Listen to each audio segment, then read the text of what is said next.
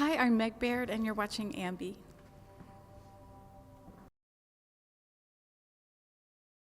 Hey everyone, it's Alicia from AMBY, and I would like to welcome you to our interview with Meg Baird. Hello. Hi.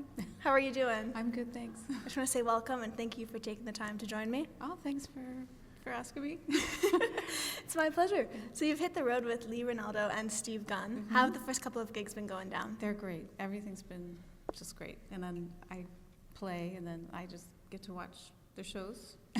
So, yeah, it's been amazing. You told people how Lee and Steve are two of your favorite guitarists ever. So what was it like when you finally firmed the details up and I'm hitting the road with two people that I absolutely love? Well, it was really quick, because basically when I got the offer, I just made sure, I was like, I have to lock this in, make sure this happens. So, but yeah, I've known Steve a really long time, because he's based in New York now, but I knew him back from when he was still in Philadelphia, and my band Espers was just starting up, and just like from this very, very small music scene, and I really fell in love with guitar playing back then. And then with Lee Ranaldo's playing, it's just, especially the way that he works with open tunings, and that hit me before, like I even knew that from like a folk music or fingerstyle context.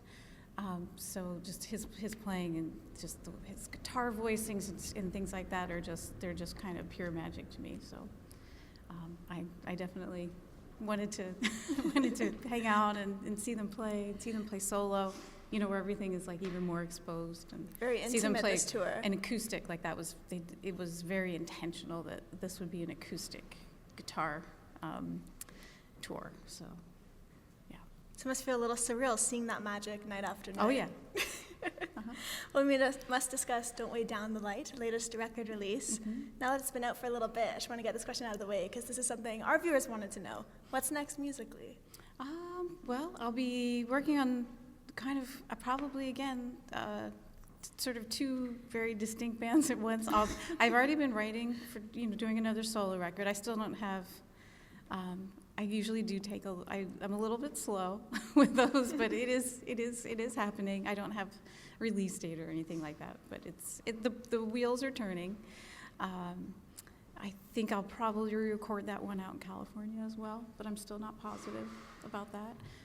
And then Hair in Oblivion too, we're working on a record. So usually, like when I did Don't Weigh Down the Light, it was. I'd done this really heavy rock record where I played drums, and then like 2 weeks later, I was in the same studio recording Don't Weigh Down the Light, and I have a feeling it's going to be about the same, because we're both kind of, it's complete we're chaos both like all over trying again. we're both trying to get our next records done, and I have a feeling they're going to be back to back and kind of, happening at the same time again. It seemed to work out, so. Your storytelling on that record is absolutely beautiful. I feel like it's extremely intimate. I feel like I get to know you more than almost, reading a diary. It's just so open. So knowing that a lot of people were going to listen to it, was it difficult to let out all your emotions? No, it's really not. I think, I am a bit of a shy person, but I still, try and be open in general. I think I put just enough abstractions around my lyrics that make me feel comfortable, so I feel like it can still be universal and relatable, and, about me, or it feels really personal, but it's, kind of abstract enough that I feel comfortable, and also that I don't worry that someone else feels uncomfortable that I'm being so confessional or something, I don't really want to push things into that space either, so hopefully that works out. Well, a big theme to the record was change and transition. As you moved from Philadelphia all the way to San Francisco, Yeah. Are you still living in San Fran now? Yes, I am. So now it's been a little bit. Yeah. How are you feeling about the city? How are you feeling about everything in that sense? Well, I mean, kind of just the way a lot of big cities, and even smaller cities, are kind of going through these horrible growing pains of like housing crisis and affordability, and like in San Francisco is an extremely condensed version of that, and so that is pretty crazy. But I do know that that's kind of a force that's going on really everywhere. But otherwise, the things that are beautiful about San Francisco are great. I love its music history, and so that's always kind of fun to respond to that when you're making music there. It's just to kind of, kind of think about the atmosphere and the music that's been made there in the past. So I'll try and I'll give that another go and see how that works. I absolutely love where you're from. Philadelphia is one of my favorite places. Still love it to death.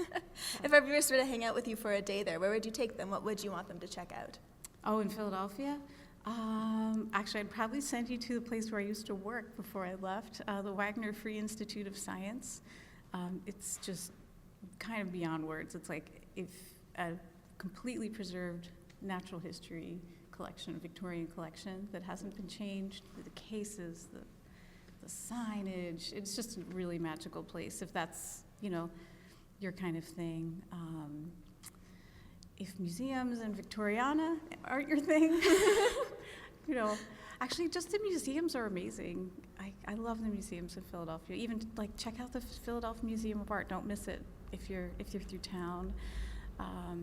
It's great food, It's just so I'd probably have to ask a few questions about what someone wanted before I gave There's so much to do there. A specific recommendation, but don't miss the museums. If you like museums and checking that stuff out, do some research and you'll definitely find something that'll be really special.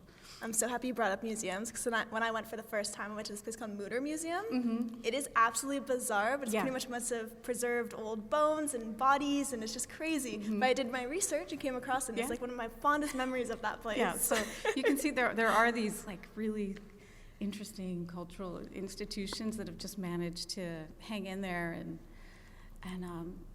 there's just a lot of layers in Philadelphia, and that's just one of the things I like the most about it. So, on the Baird Sisters music front, you also shared a new video where you're performing in a bookstore, and the harmonies that you guys have, I just fall in love instantly. They're so gorgeous when put together. Oh, thank you. You're welcome. That's the sister thing. It just happens. We're just lucky. It sounds wonderful together. Something that happens. Where did your love of harmonies initially begin? Oh, I can't even think of when that would happen. I'm the baby sister, so I kind of it's just kind of like walking, riding a bike, learning harmony. It's kind of about like that. So it just came into your life that easily. Yeah, it was just about that obvious. Like, okay, well, you have to learn the harmony parts now. We have a new singer, so. Well, I just want to do a little quick fire round, so just say whatever comes to your mind first. A quick fire round. A quick fire round? Yes, so I'm going to say a question, and whatever comes to mind, whatever comes to mind first, you just spew it out. All right, you ready? I'll give that a shot. All right. All right, so the first one, what was the worst job you had when you were a teenager? Slinging cheesesteaks. For real. Going back to the whole Philly thing, you have to love the cheesesteak. Just selling. I actually wasn't a cook. I wasn't a cook, but I was at the counter. Yeah. And for the next one, where would you love to perform that you have yet to? Japan. What was your biggest fashion mistake growing up? Hoodies. Hoodies. that I never changed, along with an orange baseball hat. Every day. Okay. Who would your dream jam session be with? Oh gosh, Nels Klein. I don't know. That would be pretty dreamy. And for the last one, what's an item you never leave home without? My passport. I don't go home, never home without. I guess me. Keys. Use a bit important. Yeah. Keys. Okay. And just to wrap everything up, anything you want to leave with all of your fans who will be viewing? Well, just thanks for listening. These are times where people are I feel like people really get talked at a lot right now, and my music's very quiet. I'm not an extrovert.